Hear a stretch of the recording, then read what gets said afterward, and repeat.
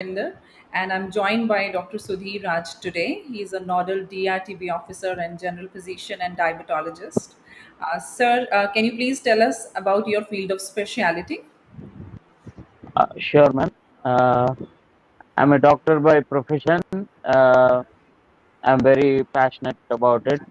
I've had the privilege of serving uh, in both government and corporate sectors.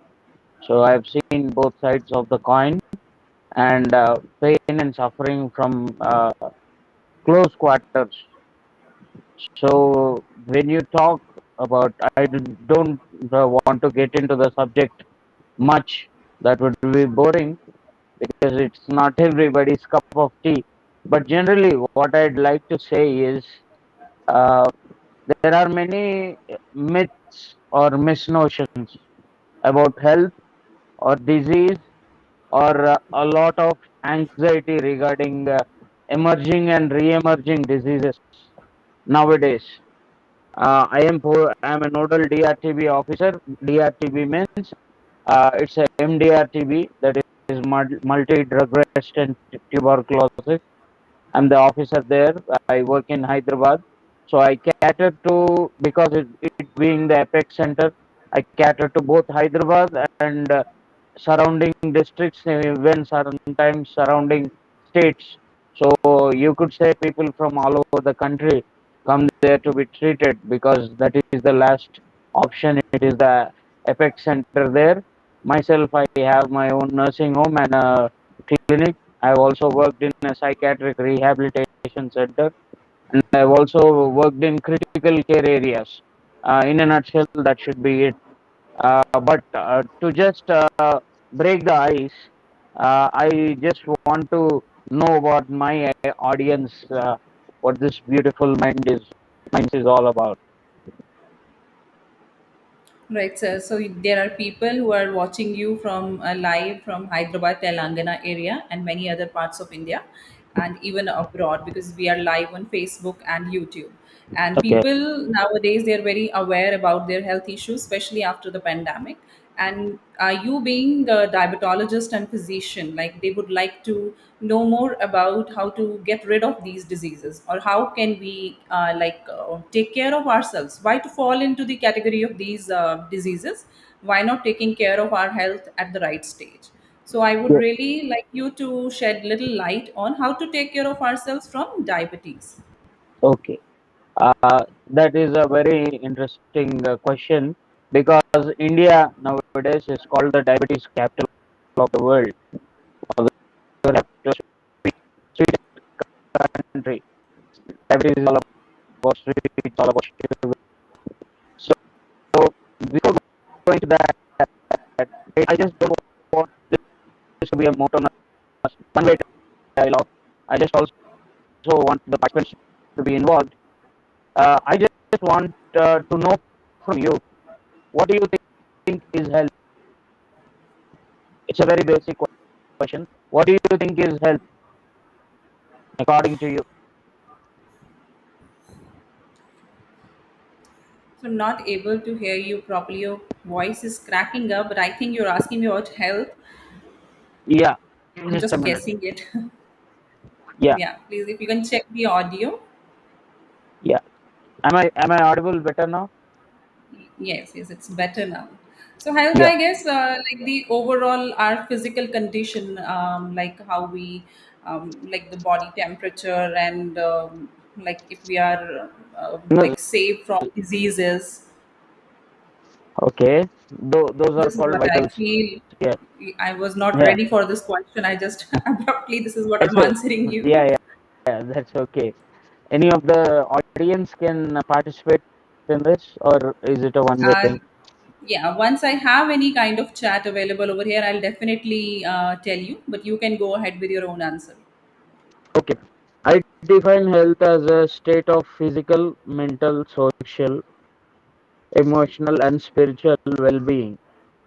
That is, health could be classified into these five quotients. Okay, physical, mental, social, and then emotional and spiritual. So this would be a comprehensive state of well-being without any obvious illness. Yes. That is the second point, and the third point is able to sustain himself both and able to reproduce. That is, he is able to propagate.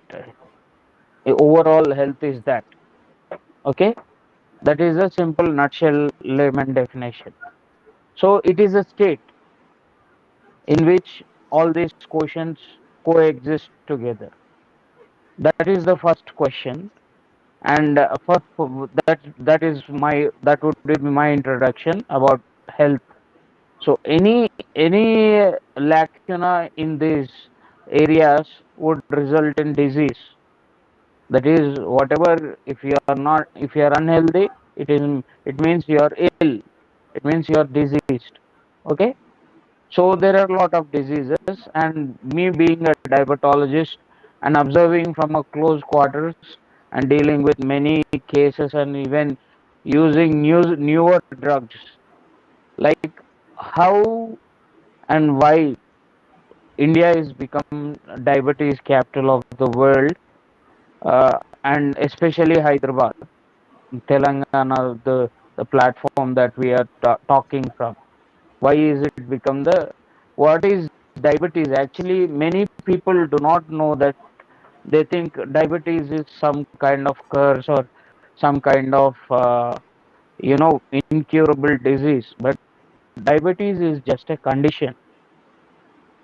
And diabetes actually known to all of the world is just two types: type 1 diabetes and type 2 diabetes. That's how they classify it as.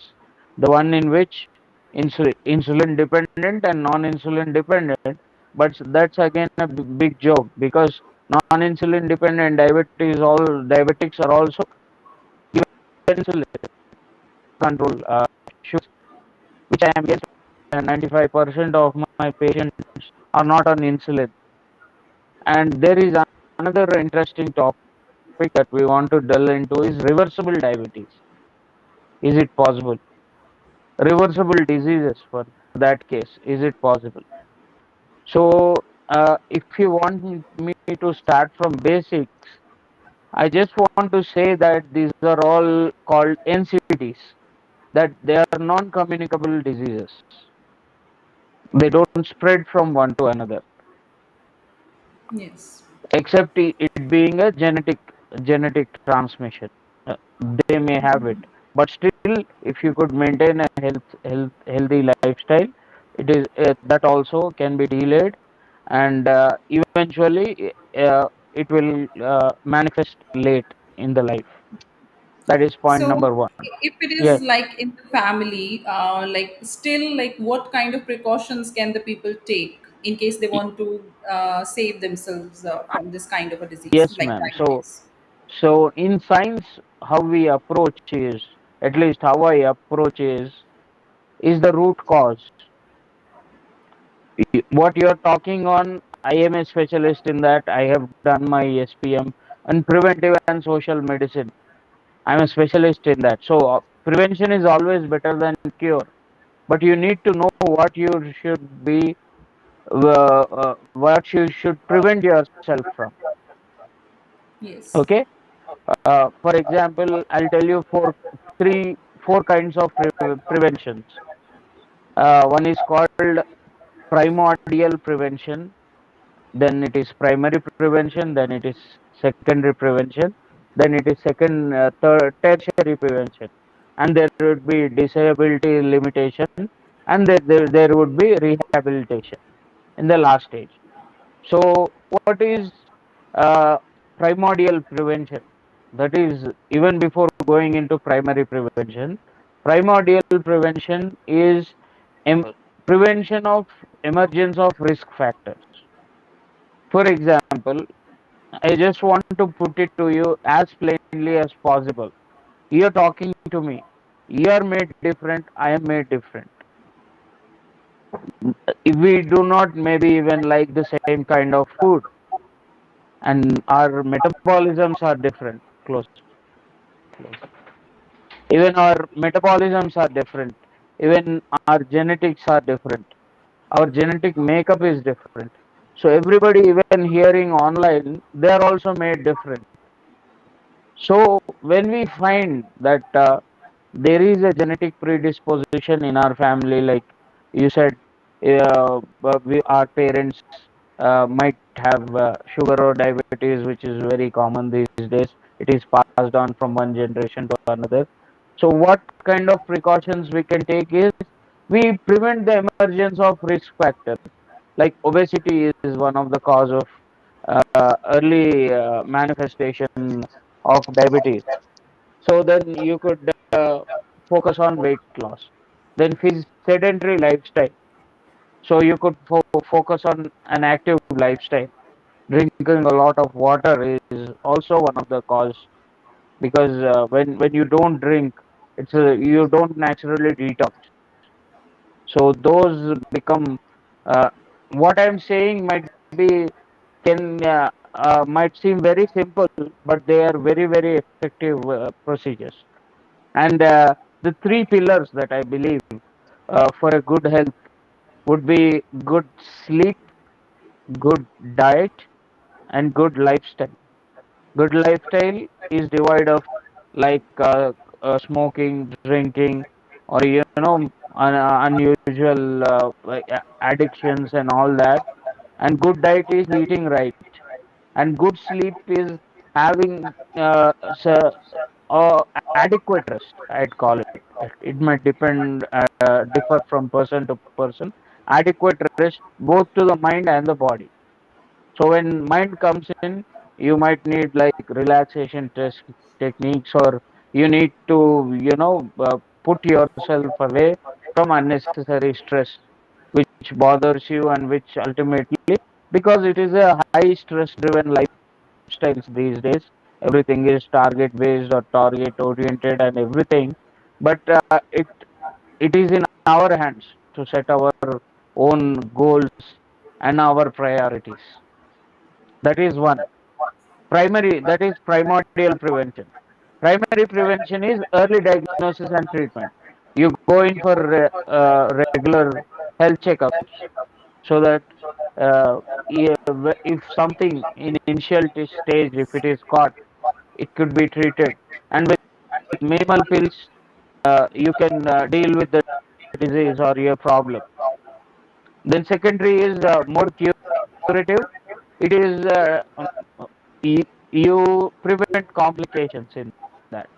Tertiary is you might need hospitalization, and then you come back to your normal stage, and you try to come back to your original state of health. Then type 4 is disability limitation. When the uh, uh, hello, am I audible? Yes, sir, you're audible. Yes, yes. Yeah, Yes, yes, you're disability audible. limitation is our priority is not to get disabled because of whatever chronic conditions we are having. For example, you take of diabetes. Diabetes from top, I'll tell you what major organs are affected. From the top, brain is affected. Long-standing diabetes, if it is uncontrolled, then come your eyes. It is called diabetic retinopathy. Then comes the nerves, which is neuropathy. Then comes the heart, diabetes cardiomyopathy. Then comes the liver, okay, where you have hyperlipidemias and you have the risk of heart strokes.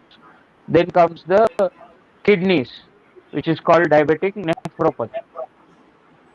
So these are the stages how diabetes would produce. So last stage, what we do is, suppose your kidneys are damaged completely. So you call that rehabilitation. You rehabilitate the patient with disability. You do some dialysis. You make him walk, and you rehabilitate him to almost near lifestyle. Because once things are gone, even a transplanted kidney also has comes with its own package of complications and everything. So you try to provide him a near normal lifestyle. And is diabetes reversible? Yes, it is. How do you say that, sir? I have done it in 5 patients, and I follow 3 pillars. For everything, I follow it in threes. Is hypertension reversible? Yes, sir. How do you know? I have reversed it in 10 patients. I follow 3 pillars for that too. So, for example, what are the 3 pillars in which how diabetes can be brought under control and later be reversed? First thing is, we being South Indians, at least me, I am from Hyderabad, I am based in Hyderabad. Our staple is rice. Okay? Rice is total carbohydrates, total calories, loaded with calories. The ones that we used to eat are polished. Now many, health awareness things have come, and there's red rice, brown rice, and that awareness has come. But rice is rice. It has carbs. So Okay. the carb content should be cut. In your staple, how can you cut that? You stick to one time rice because you can't avoid it. If what I believe is, okay, I'll tell this all to all my audience also. What I believe is, we both here are visible on the screen. Ma'am, you think you are made like a Mercedes Benz. Uh, you you will be a Mercedes Benz till you die. Me, you think I am made like a Skoda. So I'll be like a Skoda till I die. I can't make a Mercedes Benz like a Skoda or a Skoda to be a Mercedes Benz. So what we do is we improvise on. We service. What do you do to make your Mercedes work efficiently? You service. What do I Yes. do to do? I So service. basically, the lifestyle, you mean to say that the lifestyle it matters, and healthy diet and sleeping, No, timely no, sleep. no. Yes, yes, those are there. But the 3 pillars, first pillar I said is one time rice, because you cannot avoid rice forever. That Due to carbs. craving will definitely come because it is a staple diet. So stick to one time rice. Then you avoid sugars. Sugars are not artificial sugars. The white sugar, the jaggeries nowadays, they are also, what you call, they're not pure, and even Yeah. the honey also, that is also adulterated.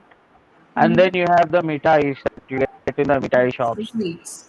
the sweets. Yeah. Yeah, these things can be avoided, but there is a myth in diabetes that they shouldn't eat fruits.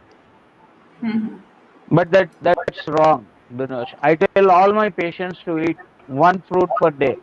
They can eat So any that fruit. intake is fine with them, you mean to say. Yes, Fruit intake is seasonal fruits, one fruit per day, but it should be limited. Back of the mind, limited. you should always remember that you are a diabetic, and you can take one fruit per day, and 1 hour of physical activity is must. So they should cut on sugars and these sweets and rice, which you have told that excessive carbs. And 1 hour physical activity, whatever it is, Physical activity walking, is very, very important. Yes. walking, sport, or gym. This you can follow for lifetime, and this is very much pretty much applicable and practical. And Yes. almost all of my patients have been able to do it, and their sugars, people who have been on insulins, 2 types of insulins also, have come back on tablets, and I'm still researching. They were able to come back to their normal, Normal. Yeah. yeah, pre-diabetic Well, stage also yes. in HbA1c. Right, right, right. So, Dr. Sudhir, thank you so much for telling us about all these things. I think we all know that physical exercise is necessary, but then we tend to forget all these things, and we take the carbs, as you mentioned, in excessive amount, and then these artificial sugars we take on. So, thank you so much for reminding us that we need to go for 1 hour of physical activity. We need to cut off the artificial sugars, and then we need to cut all these rice and everything, and appropriate sleep time is required. Thank you so much for telling us all these things, and thank you for taking out time for Beautiful Minds. Okay.